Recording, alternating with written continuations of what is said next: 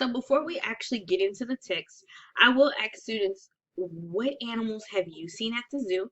And what do you believe they did with all that poo? I want to figure out where their heads are before we actually dive in. So I'm going to have them do a Jamboard. They would be able to add text. They can add a sticky note.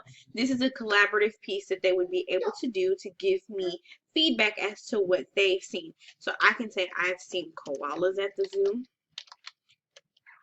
I've seen penguins at the zoo.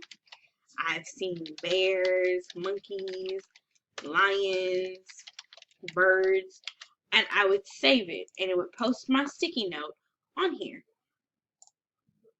And each student would have the opportunity to do this. They would all be able to share onto the board, and I would be able to see these things populate on here. So after reading, we will talk about what they learned from the book, what similarities we noticed about the different animals, and make observations about the text. So this would be the cumulative piece before we actually got into the L from the KWL chart for the Elicit portion.